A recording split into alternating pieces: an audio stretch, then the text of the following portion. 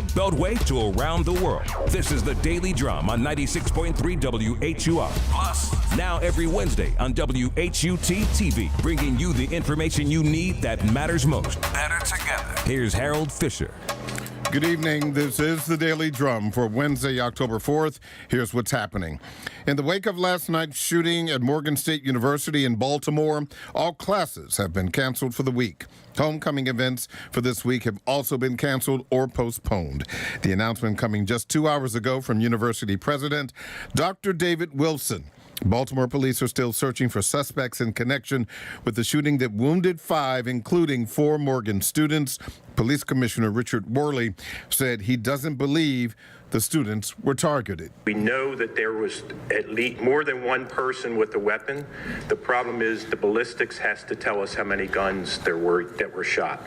We know that there was, it looks like it was probably a dispute between 2 smaller groups. All of the shooting victims are expected to survive. One has already been released from the hospital.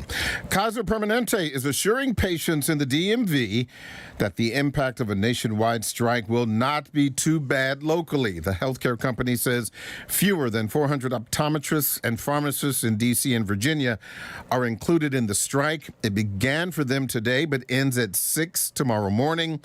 Picketing may continue outside various Kaiser Permanente locations in the region until a deal is struck. On Capitol Hill, the search is on for a new Speaker of the House after Kevin McCarthy was voted out yesterday.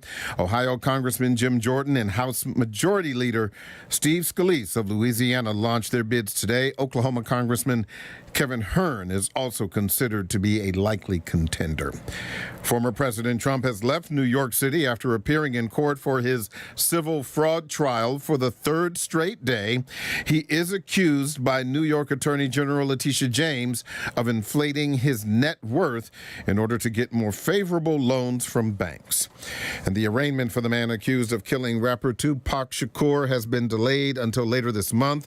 Dwayne Keefe D. Davis was in court today in Las Vegas, but the arraignment has been moved to October 19th. Davis was arrested at his home in Henderson, Nevada last Friday. Well, here's a look at our weather tonight. Yet another fantastic evening to be outside. Lows will be in the 70s after sunset before dropping into the mid-50s to near 60 overnight. Tomorrow, nice again, but cooler. Partly cloudy skies with highs close to 80. Well, coming up, shooting at a Baltimore HBCU, political chaos on Capitol Hill, and the other top stories of the week. We are at the Reporters Roundtable. Lines are open. Give us a call. 202-319-7810, 202-319-7810. Insight is next on WHUR and WHUT TV.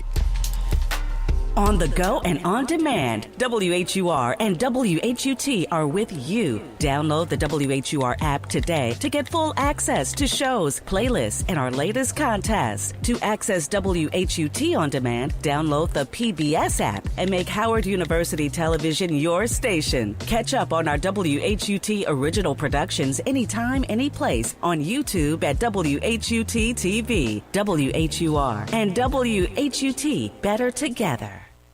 D.C., Maryland, and Virginia, you might have noticed something a little different on Monday nights at 8 p.m. I'm Angie Ange, our Director of Content here at WHUT. And Monday nights at 8 p.m., we like to call it Must See DMV. All your favorite shows from all your favorite creators focus solely on what makes D.C., Maryland, and Virginia so special. So set your clock, and we'll catch you at 8 p.m. right here on WHUT, Howard University Television, telling your stories on your station.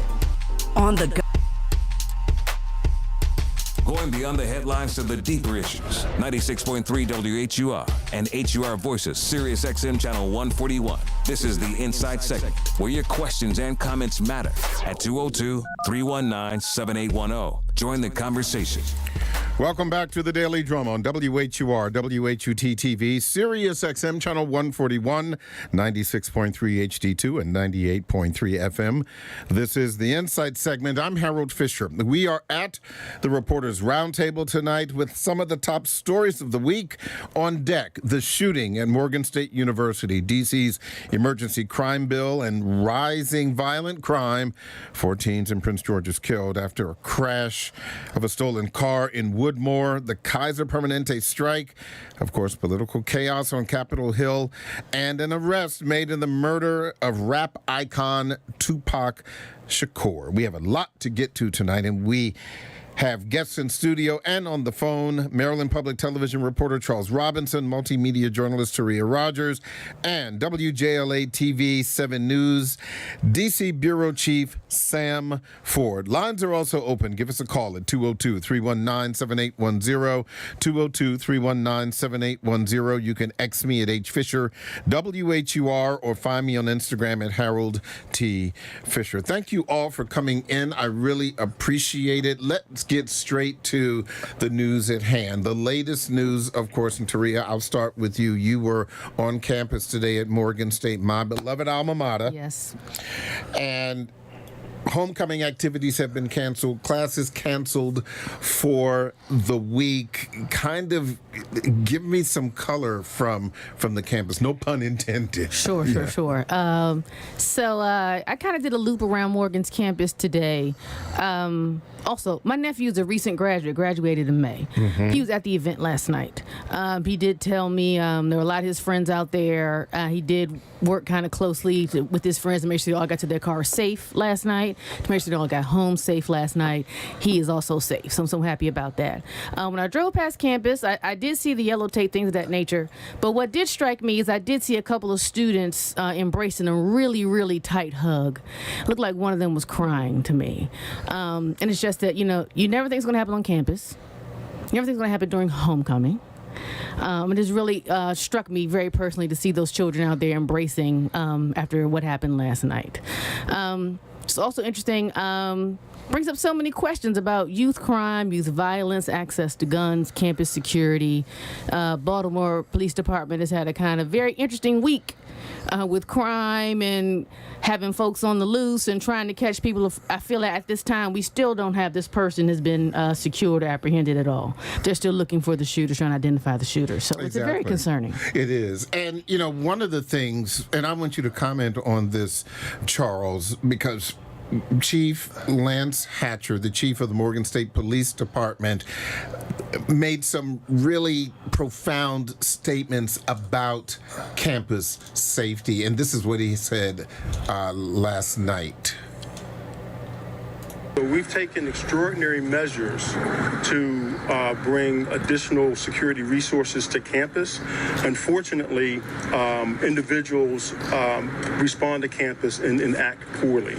So even though we take extraordinary measures to increase policing, increase our camera coverage, increase different technologies that we have deployed across campus, oftentimes you can't stop a bad actor from doing bad acts. Charles. Harold, one of the things that's been very interesting, I also was on campus today, and it was almost like we were in spring break. Normally this is homecoming week. Mm-hmm. There are vendors who are lined up with their tents along Hillen Avenue for the big parade. None of that is going to happen this go round. It is sad because this is a time when a number of people who are alumni like yourself who will return to campus and revel in, what the university has come. Understand this. Morgan is not the university you went to. It is a much larger, it is twice the size. No, I would argue 3 times the size it was when I was there. Right. And it has beautiful buildings. It has had the largest incoming freshman class 2 years in a row. The problem continues to be is that as the police chief suggested, that there are people with nefarious intentions who come to the university from outside of the university, and the students are not to blame. Understand, this was the coronation of Mr. and Mrs. Morgan for homecoming, and so there are a lot of folks on campus. There were parents on campus to see their children participate, and when the shooting shooting breaks out, which is after all the events, kids are running to what is called Thurgood Marshall Hall. I don't believe that was there when you were there. No, it's new. It's only been there for 2 years. Right. Yeah. And the thing is that what does the president, what are his options? He could have let some events happen, but I think because of last year also, there was an incident involving someone with an after-hours party on campus, and there was a shooting there. Understand this. Look, you can live in Baltimore, and yes, you will hear gunshots. Young people, and I say it like that, know of people who have either been shot or who have been accosted, and Morgan students, unfortunately, have been the prey for these unsavory characters. There was one incident where a guy who was kind of like, he was trying to intimidate a witness. And all of that is part of urban life. And Morgan is not immune. Howard has had issues. Correct. Tennessee State has had issues. Other urban HBCUs across the country. And the bigger question is, how do we secure these facilities? Yes. And most of them are open. Yeah, let me ask Sam too. I'm going to bring Sam Ford into this. Sam, what do you think about this? Obviously you are here in D.C., but you are, everyone is familiar. This is a national story, obviously. Well, I think Howard had some issues, recently, and every now and then you will have stuff like this. But, quite honestly, I'm going to be honest with you. I haven't followed Morgan's situation very closely. I've been dealing with other issues here in D.C. Yes, and we are going to get to you about those other issues too, because it's more of the same. It's related. Violence in the city. But please go ahead. But Sam.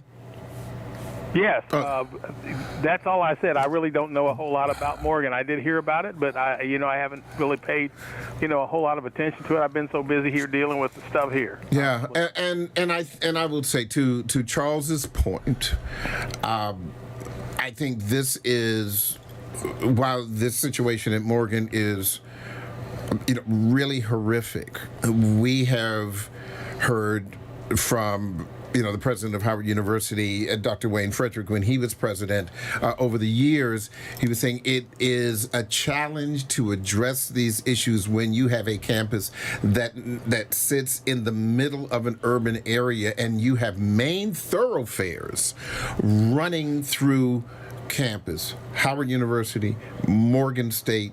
It is the same. With Morgan, you've got Cold Spring running that separates the campus east and west. Where this happened, Argonne Drive, which people drive all the time as they're trying to get to Hillen Road. And these, Harold, the deep irony is there is a Baltimore police station that is literally that's true. Right next to Thurgood.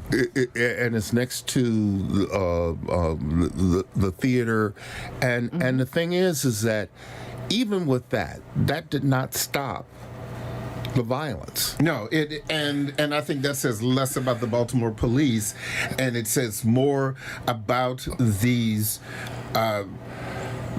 Let me just call a spade. These evil elements, individuals, that come on campus and disturb, the peace and the welfare of the campus. But I think, in larger than being an urban campus issue, I think it is time for campuses to just really revisit what does security look like on the college campus, period. Because you come up through K through 12 and everything is no book bags, clear book bags, searches, all these types of things. And you go to college, you really don't get much of that at all. Maybe an ID, maybe secure a door. What Morgan does for this event last night, the Mr. and Ms. Morgan event, you were required to have a clear book bag. Interesting. But again, these The nefarious individuals. These nefarious individuals, because things happen at the let out, to Yeah. use a black term. Things happen at the exactly. let out, if you will. But overall, the whole idea of campus security has to change. Howard, there was a shooting at my campus, Clark Atlanta, homecoming last year. Somebody actually got shot and killed during homecoming week last year. And it's just we all have to revisit what is campus security in this age of mass shootings and gun violence and mental health issues. Let me go to the phone lines, 202-319-7810, 202-319-7810. We are at the Reporters Roundtable looking at some of the top stories of the week. Let's go to King calling from D.C. King, thanks for calling. What's on your mind?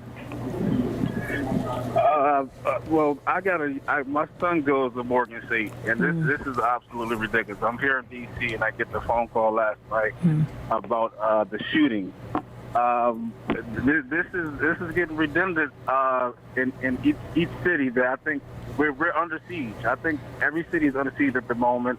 The parents are not being responsible. The laws are not being responsible. The courts are not being responsible. You can't. It's like you can't do a lot with your children today because the courts want to be involved. I think grandparents and grandmoms are not involved in their lives. The churches are not out here like they're supposed to in their lives because everybody's scared of these youngins because they're taking over. Yeah. King, real quick, let me ask you, how is your son doing? Oh, he's doing very well. He was not over there at the shooting when it took place, and thank God he wasn't. Okay. King, thank you so much for sharing with us. 202-319-7810, 202-319-7810. Karen calling from Laurel. Thanks for calling, Karen. What's on your mind? Hi. Actually, the commentary, let me back up. First of all, my heartfelt prayers to those students who were injured on campus last night and for all students at Morgan State who have been impacted by this incident. My comment, I think the questions have already been answered, and I do believe it's the struggle of trying to figure out how to better secure these open campuses, because Morgan State is an open campus. Someone mentioned, that it runs outside of. The problem, the incident at Morgan, and the problem with gun fire on campus is not just unique to Morgan, as someone else has indicated. But I saw a video. Apparently, TMZ got a hold of, I guess, the SWAT body and posted the video.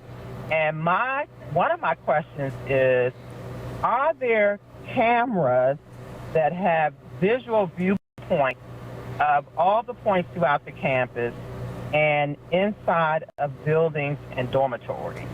There are cameras on campus, all areas. I don't think you can cover all areas, but there are cameras, and I suspect, do not know for sure, but I suspect that we could very well be getting some information. We're probably going to get additional cameras. Yeah, I'm talking about information about this incident. Right. But yes, there are cameras. Yeah. There are cameras outside of Murphy Auditorium, which is the Fine Arts Building. There were cameras outside of the police station. There are cameras outside of the dormitories. As to whether or not you're going to have cameras inside of dormitories, that's hard to say. That's hard to say, but I am going to guess that there will be an assessment, as you've already indicated, Teria, that people will reassess, well, how do we make things safer? I mean, to give you an example, the Student Center has cameras in it. I've been there and I've seen them. Now, are there cameras outside of it? I don't remember seeing any out there, but that assessment will be made. Yeah, there are those kind of posts, those security posts that are around cameras with the lights, and there are cameras there. Certainly, a lot to think about. And Karen, thank you so much for sharing with us. I do want to move on to the next topic. However, if you can call us and talk about anything that we are discussing tonight. So again, lines are open at 202-319-7810, 202-319-7810. Okay. Sam, you reported on this yesterday. D.C. extended the emergency crime bill, all of this amid rising violence. And before I get your comments, I want to just have you comment about, of course, the carjacking of Texas Congressman Henry Cuellar at the Navy Yard and the comments that Mayor Muriel Bowser made today. Here we go. 3 guys came out of nowhere and they pointed guns at me. I do have a black belt, but I recognize when you got three guns. I looked at one with a gun, another with a gun, a third one behind me.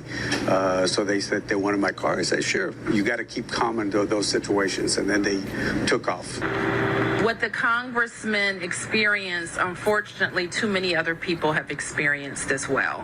And it highlights the fear that people have when confronted with a gun.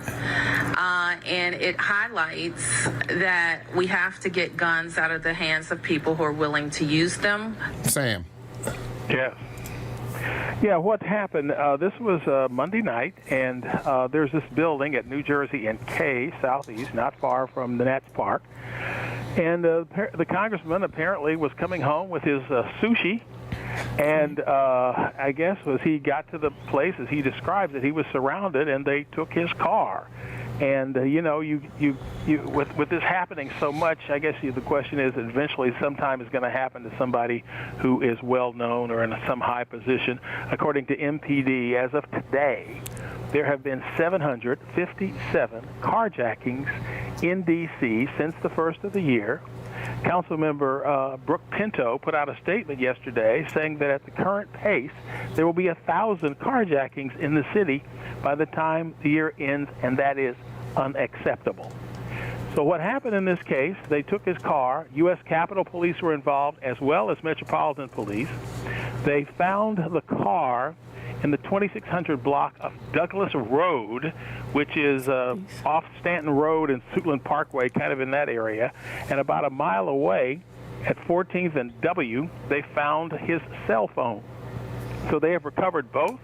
The chief of the U.S. Capitol Police, Tom Manger, who used to be the Fairfax Police Chief, as well as Montgomery County Police Chief. Right, yeah. He says that the investigators are working round the clock on this case, and he expressed an optimism that this would happen. Of course, if you look at carjackers in D.C., the numbers, I guess, that they've arrested, so they've been able to, figure out who it is. For the most part, they are juveniles, and the most common carjacker is 15 or 16 years old. And the thing I find fascinating is none of them have licenses.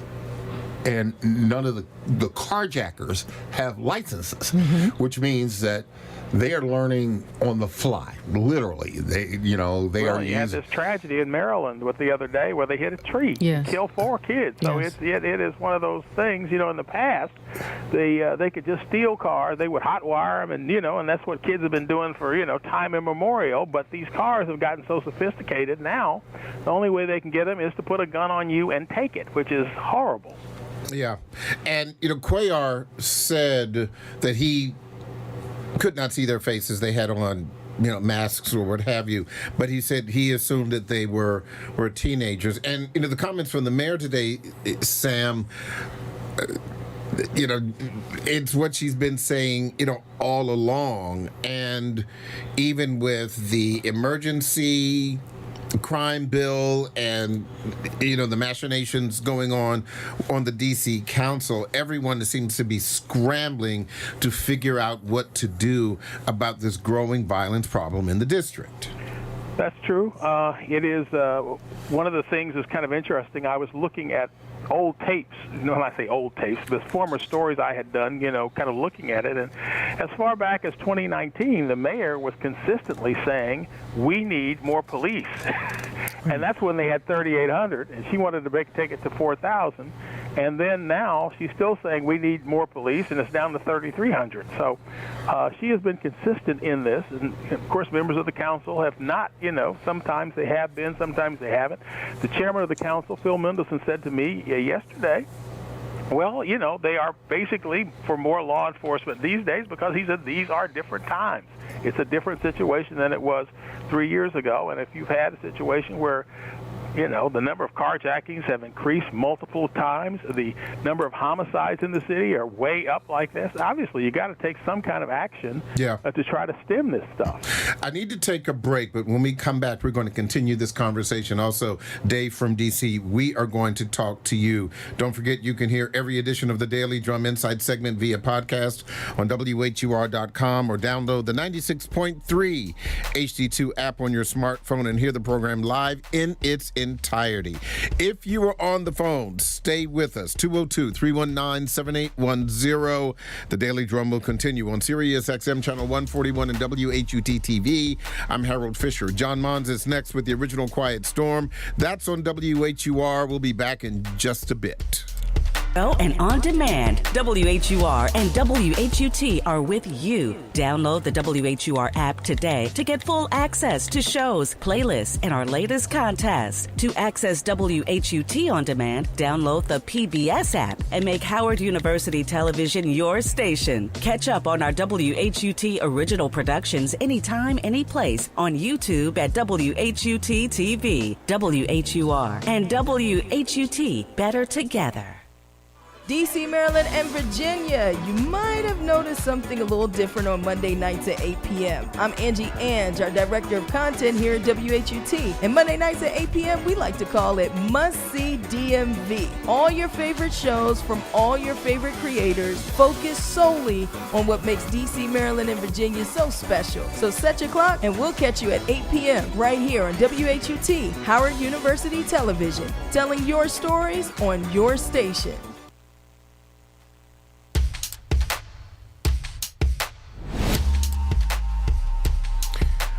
Welcome back to the Daily Drum on Sirius XM Channel 141 and WHUT TV. I'm Harold Fisher. We're at the Reporters Roundtable tonight with some of the top stories of the week. My guests are Maryland Public Television reporter Charles Robinson, multimedia journalist Teria Rogers, and WJLA TV 7 News DC Bureau Chief Sam Ford. Lines are open at 202-319-7810, 202-319-7810. You can X me at HFisher WHUR, or find me on Instagram at Harold T. Fisher. Let me go back to the phone lines. Let's talk to Core calling from D.C. Core, thanks for calling. What's on your mind?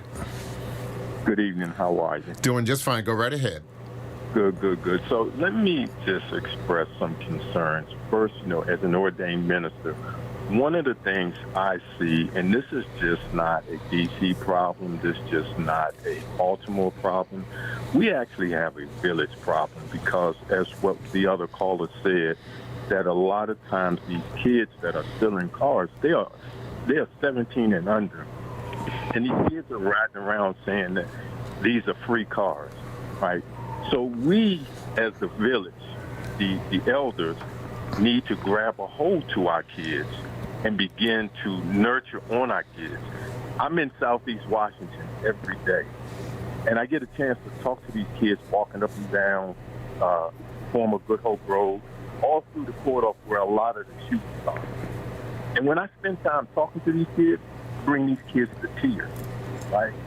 These kids don't wake up in the morning and want to go out and do what they're doing, but we have nothing in place for them. And I think we need to start with the parent, the household. And once we do that, that will begin to fix this systemic problem. I've been all over the U.S. I've lived all over the U.S. And this problem is happening globally in the United States. And it's happening in all of our inner cities. That's what the other caller said. This is a city under siege. I say we are on a nation at this point in time. Yeah. We've got to bring the villages back. We've got to get the parents involved. We've got to get the families involved. And as an ordained minister who pastors the church, we've got to get the church involved. Cora, thank you so much for your comments. Sam, your thoughts about what Cora just shared with us? Well, I certainly would agree, and that the churches should be involved. I guess my thing is, and we do hear people talk about, well, it's a sad thing for the kids and all this thing, but what happens is this stuff comes up, in a wave, right? And if you get something that hits you as a wave, you've got to deal with it right then and there. And so a lot of these solutions are interesting, and I think they're good things. But you really want something that's going to stop this stuff, now. Or something that's going to be ameliorate the problem, because right now we are in a situation where I think it affects most people when you talk about it. One guy we were talking to over in right in front of the 7th District Police Station, he was walking there with his kids. He said, I just got out of prison after 19 years. He says, and I got carjacked. I never even thought something like that could happen to me, but it did. And so it is so widespread that, again, I think it's got to be, an intense effort to get this stuff stopped. Certainly the public, I think, has to be involved in it. And certainly I agree that churches ought to be involved and different programs like that. And the city has a lot of them. When you think about it, they have a lot of these programs. But we need some immediate help, and I think a lot of it has to be on law enforcement. When you have the U.S. attorney saying that he only prosecuted, 26% of the cases brought to him by the Metropolitan Police Department, there's a problem. Yeah. Oh, the closings. Yeah. Teria. Another interesting point, not to go too far left, but another interesting point that was brought to our attention is that during the pandemic, some of these youths got completely disconnected from the school system. Yeah. And what they're saying is they never went back. So the attendance, tracking them down, getting them back, getting them engaged, getting them involved, never happened for a lot of these youths. And so a lot of them have just been out here disconnected for several years. It's going to take a lot more than just churches and families, but a big hand from the schools, too, to get the children back engaged every day. One of the things that's very interesting is, I've been watching this for a number of years, and what you realize very quickly is a number of these young people have been in the juvenile justice system for a number of years for various other activities, i.e. petty theft, arson, whatever. And what you cannot do, and I think it's been proven, that you can't lock up everybody. I mean, you can try to, but what are you going to do? These people are going to come out. And if you put them in the system, they end up becoming more hardened criminals. And, what do you want to do? Do you want to make sure that Johnny is not going to carjack, but I'm going to put him in an institution where somebody's 40 years old who can tell him, I'm an OG?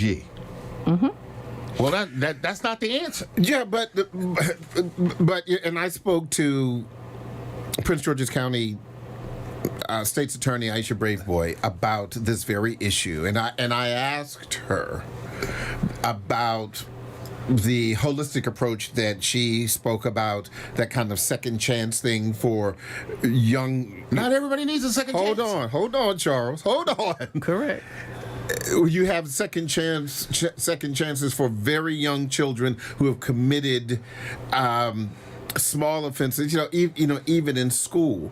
But the problem is the difficulty with the balance is that now, like you said, everybody doesn't need a second chance. This also goes back to the thing that I've been saying on this program for years. And Teria, I know you've heard this, particularly in D.C., is that a lot of activists in black communities in D.C. said, less police, and we need to police our own, and we need to take care of the issues in our community. I'm not hearing that anymore. They're tired. They're tired of that kind of thing. We don't have, Sam, I'm going to take you way back. We don't have the scared straight stuff. No, we don't have the Nation of Islam patrolling Mayfair mansions as they did back in the 80s. Right. Okay. And so we. But one thing. Go ahead. That has come out a lot, and I believe there's something to it. I hear people in a number of neighborhoods saying that the police don't police as they used to anymore. They've got smartphones, and that what you have is a lot of police who are sitting on their smartphones and really don't care what goes on, I guess, outside. In fact, I heard this one guy the other day talking about how the attitude of the police is not to get involved in a lot of these things. And he said about the D.C. police, he said, well, the only way they would stop you is if you cut them off, maybe, in traffic. Or on scenes, a number of people, including former police officers, have said this, that they see the police sitting in their cars with their windows rolled up, and they're just in their own world. And I think there's a lot of that. In fact, there's enough of it to the point that in the 7th Police District, there is a store at Alabama and 22nd, and the police brass have put these Q code things in there. The QR codes? QR codes, right. That the police officers have to go into this store every so often and shoot this thing to prove that they're not just sitting in their cars because they're concerned that these police officers are just letting this stuff go. QR code community policing, Sam. And that is another part of the problem. Wow. Yeah. Let me go back to the phone lines, 202-319-7810, 202-319-7810. Let's talk to Kevin calling from Baltimore. Kevin, thanks for calling. What's on your mind? Good evening, everyone. I would like to thank you in the beginning for taking my call. Sure. A caller called me, a caller called prior to me, and he said it's not a Baltimore problem, it's not a Washington problem, it's everybody's problem. It's everybody's problem. Let's stop placing blame to this person and that person, and let's get this done. These kids out here, they don't see no repercussions for what they do. They see no repercussions. That's why they continue to do what they do. As a child, I was smoking a cigarette and I put it in my pocket. When my mother's neighbor saw me, she stood there and talked to me until that cigarette burned a hole in my pocket. We need to get up off of our asses, stop placing blame to this person, that person, and the other person. It's all of our problems. Yeah. Kevin, thank you so. I appreciate your comments and your passion. I've got to take another call. Let me go to Charlotte, calling from Maryland. Thanks for calling. What's on your mind? Yeah, I've been watching all this crime going on, and I don't think there's enough police in the world to police all the children that are out there doing crimes. I think that the parents, when they have children that do things that are outside of the box, they need to have something to go back into the house where the child lives, find out what's up, and start making these people responsible for their children. Because the children aren't going to be held responsible for what they do because they're too young, but the parents need to get involved and find out what they can do to fix what's up and keep their child off the streets. Yeah, Charlotte, thank you for that. But see, here's the problem with that. Sam knows this. Everybody here, Charles, Teria, you know that just as children were, for example, being disconnected during the pandemic, some of these parents have been disconnected.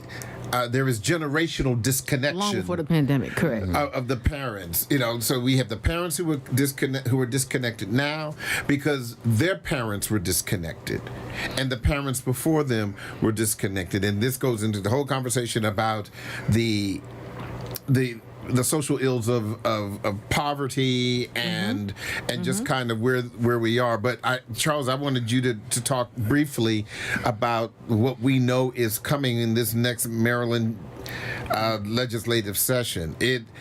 We're going to get juvenile justice. They are definitely going to be. They're going to be changing. They're going to be changing the laws, I'm sure. Yeah. Well, first and foremost, I think that there are some folks who are vehemently opposed to instituting more stringent measures. I think they're getting by this whole idea that we cannot allow this to happen anymore. I mean, the numbers show that murders are down in Baltimore. Correct. Well, whereas here in Washington, the numbers are going up, but in Prince George's County, they're going up as well. And so what you have is this vicious cycle of, so what do you use? Do you use a carrot or do you use a stick? And I think the Or stick, a club or whatever you want to call it, but the more important thing is they're not going to allow what is currently going on to continue. And obviously, you can look at the statistical data. As someone mentioned that I was listening to on another radio station, he says, "How dare you?" Yes, I do Was it listen. my station? Was it my station? Yeah. But the idea was, how do you measure stuff? And they basically said, how about the number of people who died? That's true. But let me also share, because on my lovely station, the NPR Baltimore station, we recently interviewed Vincent Schiraldi, right? He's the Secretary of Juvenile Services in the state of Maryland. And so we asked the question, when you do get a child, what decisions do you make and how do you make it? How do you determine he needs to get processed and arrested and detained? Do we need to divert him to certain services? What all those services?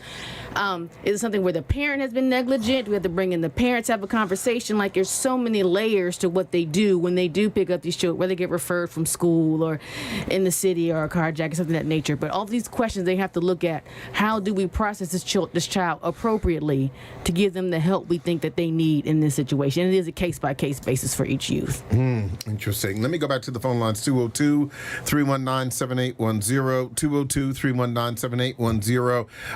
Ermani, did I get that right? So he asked the question, when you do get... Turn your radio down. Is it Ermani? Are you there? Oh, yes, I'm here. The TV, let me turn it down. Go. So what's on your mind, hon? Well, what's on my mind is like, you were talking about the police, policing, or, if the parents, maybe, charge the parents also. But I am a grandmother and a great-grandmother. What I find, and me and my friends who are mothers, what we find is that today, the generation today, even the grandmother cannot talk to the mother about their children. If your grandchild does something and you tell the mother, they are about to bite your heads off. So maybe, you guys need to do some kind of thing to let mothers know that in my time, it was like a child was raised by the neighborhood. Exactly. The neighbors see you doing something, they go tell your parents, and you get in trouble. But now, the new generation now, of their 30s, 40s, 50s, when you tell them something about their children, they curse you out. Yeah. Ermani, thank you so much. And Sam, I want you to talk about this because I know a lot of us, those of us of a certain age, it is difficult for us to resist, just like our last caller, to talk about, well, when I was growing up. The reality is that time is past. It is time for us to look at the now, and it is time for us to look forward, because Sam, as you know, even if the great Sam Ford, says something corrective to a young man on your street, you may not get the kind of supportive reception from a parent that our last caller was talking about. Yeah, that was an interesting comment that she made, and particularly if it's your own daughter. But that's true. A lot of parents just stand up for their kids, as opposed to, as you say, when we were coming along. I sometimes thought we maybe gave a little too much deference to grown people. You would say that. Why am I not surprised? But anyway, I mean, I remember I said, things that I would go through with grown people and growing up in a little town in Kansas, I said my kids would not tolerate it. See, exactly. But nevertheless, I think you're right. I guess one of the problems I really have no relationship with kids, and at one point, Channel 7 and Ballou High School had a partnership where I and my camerawoman, Peggy Gilgannon, we went into Ballou and we stayed there for weeks at a time. And we got to know these kids and, know some of their problems and issues and, feel their pain.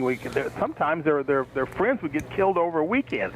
So we really did like the kids. I'm still friends with some of them, 10 or 12 years later. But they're adults now. But I just don't really have much of a relationship with young people, and I don't really know how you do that, and particularly the young people who are out here doing these things. There's, the only relationship I would have is, I guess, get your hands up. Yeah. On a more serious note, let me drill down on this idea that what kind of relationship you have with young people.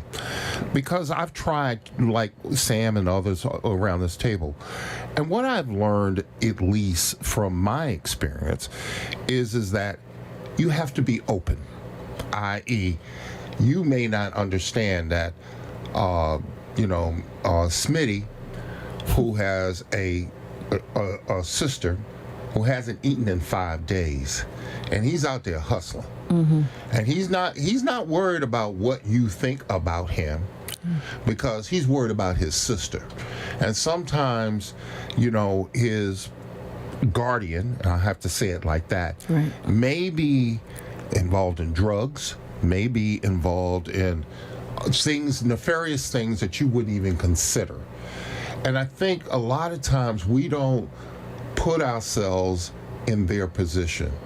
Yes, it is a joyride to carjack someone, but remind yourself, there are 3 other people in the back. They all had to agree to that crap, okay? And a lot of times, I think a lot of folks, like you say, you want to go backwards. This generation isn't going backwards. Yeah. And if we don't come to that realization that they don't really care what you think and they have no need for you, we're going to continue to have this problem. Yeah. Let me move on to some of the other topics. I want to, talk, briefly about this Kaiser Permanente strike, and not so much just this particular strike, but the union actions that we have seen over the past, several weeks. We've seen, of course, the UAW. We have seen the writer's strike. The actors are still on strike. It seems to me, Teria, that working people and organized labor have said it's our time. Organized labor, yes. It is their time in this moment right now. I will say that Kaiser, as compared to UAW, the writers, it's a little different to me. Because the healthcare workers have been telling you for some time now, we are tired. We are exhausted. We are burnt out. This cannot continue. Whereas UAW, I'm not saying you're not tired, right? But it is time for everybody to have their time to stand up and say, hey, they're union busting with the other car companies. We need our wages, etc. But with the healthcare workers, it is a little bit of a different type of fever pitch that they've reached in terms of we need more pay, we need more support, we need more staff. A lot of folks have left. So the ones who have stayed are working double time, double shifts, double the amount of patients. It's a little different for the Kaiser employees, and I can't help it but to say I hope they get what they want. Yeah, well, you don't want an angry nurse taking your Nurse Ratchet. No, thank you. Yeah, Sam, your thoughts about it? Well, it seems to be the time of strikes. I don't know if they think, well, how long will the sympathetic administration be around? I don't know. Biden was on the picket line last week. So I don't know. They may be thinking that they better do it now because who knows what's going to happen after the election next year. And remind yourself, these folks are getting strategic. They're not. They're not just saying this Kaiser strike is strategic in the sense that it struck in Washington, it struck in L.A. and what was the other place? I can't remember the other places. But the idea, the same thing with the United Auto Workers. Yeah, it was staggered. Yes. Right. In other words, we're going to hurt you in places where we know we can have the biggest impact. Give you a taste of it. Right. Yeah. And you hope it doesn't spread. Yeah. And suffice it to say, even with the writer's strike, the talk shows are back, thank God. Because, I did not want to see Drew Barrymore with no writers. Yeah. I did not. This AI thing is really scary, though, when you really think about it. I happened to be at the station last night, and one of our techs was showing me stuff. He was showing me movies that have been made using people that have been dead for years. Yes. And I'm like, what? I mean, I knew it was an issue, but he actually put it up there and showed me Princess Leia from Star Wars years after she died being in another movie. Yep. I used GPT to write a radio promo. I did a 1 minute and a 30-second. It was amazing. Oh, my goodness. So there does need to be something done about that. I mean, and I'm a card-carrying member of the SAG-AFTRA, which is our union. Well, speaking of doing something about something that's bothering you, that's exactly what happened on Capitol Hill yesterday. Obviously, for the first time in history, a Speaker of the House was ousted. Sam, I will start with you. I was amazed. It took McCarthy, as we know, 15 votes back in January to become Speaker of the House, and they did it in one vote in 1 hour yesterday. Yeah. I thought it was fascinating. Well, the thing that got me, I guess he had to make so many concessions that he conceded that one person could take him out. I mean, that's what really was amazing to me. But nevertheless, then I thought, well, first off, just as a citizen, I thought it's good they don't shut down the government. So I was, happy that Kevin McCarthy did something that I thought was good for the country. But at the same time, I was like, well, why wouldn't some of the Democrats support him? If you'd have changed, 4 or 5 votes, he'd still be the Speaker. I mean, but the Democrats all stayed together, and they said basically because of stuff he had said to them and he had said about them, and so they just decided, no, we're not playing games here, and so that's it. So, but the question is it going to be better or worse? Yeah.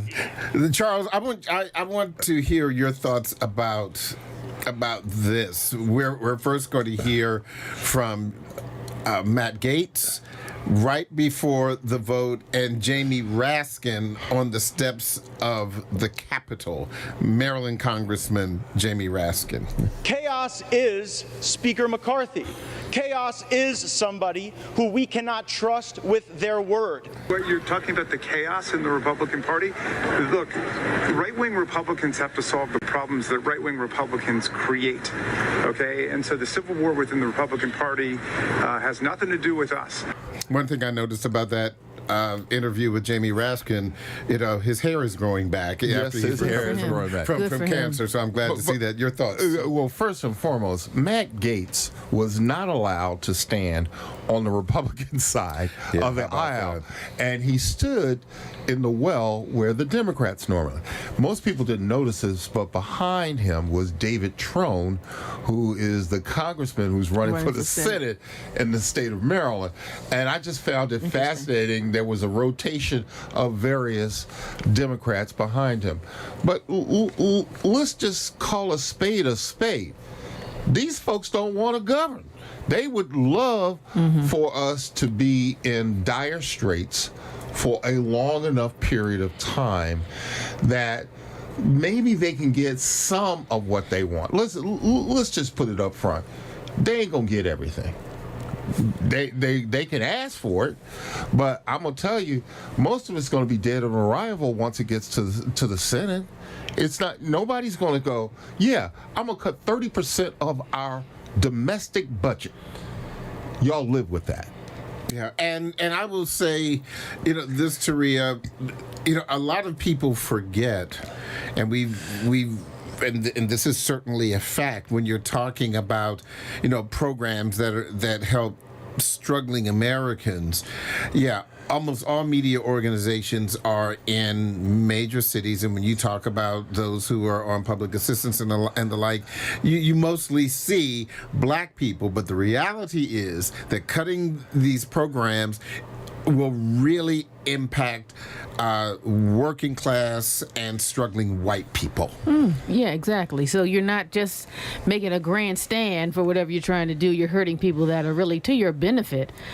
Who are voting for you? They're to your benefit. I mean, it's hard for me to look at the little nicks and corners and kernels of this conversation. I really just have to pull back my lens and just say, who is your allegiance to?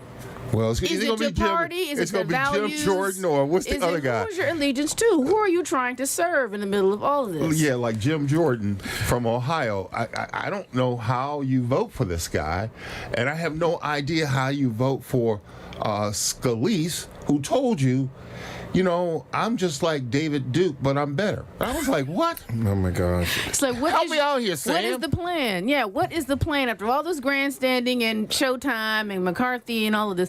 What is the plan going forward? Are you actually serving people? Are you serving yourself? Are you just serving? I just don't know. Help me Are you here, public Sam. servants? Are you public servants? What Sam, do you think that we could see a blue wave come the 2024 election? Because I really think that this has hurt the Republican Party. You never know. I mean, how many times in the past have you wondered if this or that hurt somebody? It didn't seem to have any effect at all, when it came in time for the election. What's surprising, though, some of them that I considered, being really, really out there, like, was it the one from Georgia, Marge Taylor Greene. Yeah. MTG. She wasn't there. And Boebert, I mean, what a strange person that is. I mean, so, those 8 stood up. But there are a lot more than just them, believe me. Yeah. Well, we should say one, on the other side, replacing longtime Senator Dianne, Feinstein is Laphonza Butler.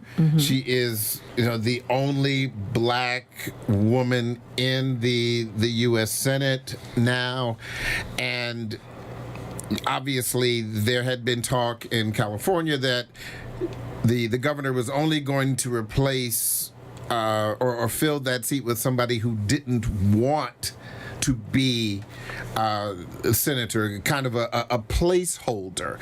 But things could change, Charles. Well, don't tell Bass that, Congressman Bass, Karen Bass, who's running for that seat, along with Adam Schiff and Katie Porter. This is going to be an expensive race. Barbara Lee. Where does Barbara Lee fall into this? Yeah. Well, like I said, this is not for the faint of heart, as we like to say. Real quick, because I only have a little bit of time left, of course, an arrest in the murder of Tupac Shakur, 27 years later, Keefe D. Teria, what took so long? This information was out there. I don't know. And I love hip hop, and I don't even know what else to say about it. Rest in peace to Blake Bozeman. I want to give a shout out to 2 of my favorite journalists in the world. That's none other than my good friend Stephanie Fredericks, who is on the Tupac Shakur kind of documentary that they did, along with I'm drawing a blank now, Frank Williams out of L.A., out of Oakland, and they have been on the story from the beginning. They interviewed this guy, and it is part of that interview that got him arrested. I'm going to have to let that be the last word, but I want to thank Teria, Rogers, Sam Ford, Charles Robinson. Thank you all so much for making an appearance. Also, Sam, I know your retirement's coming up. Don't forget to invite me to the party. Congratulations. Congratulations. All right. Thank you. Appreciate that. Well, finally tonight, I am hurt. I am unhappy. And I'm very angry about the shooting last night at my beloved alma mater, Morgan State University. I live just a mile from campus. That was a terrifying incident for students, staff, and faculty. And it also drives home the difficult realities for college campuses in urban areas. Now, I respect Dr. David Wilson's decision to shut down everything this week, including homecoming events. And I'm sure it was a difficult decision, but the safety and welfare of the campus community comes first. But I also believe that we should continue to stand strong against the gun violence that has infected our communities during times like that, and that includes supporting our beloved HBCUs. We are, and we will always be, Morgan State strong. That's the Daily Drum for this Wednesday, October 4th. I'm Harold Fisher. Good night.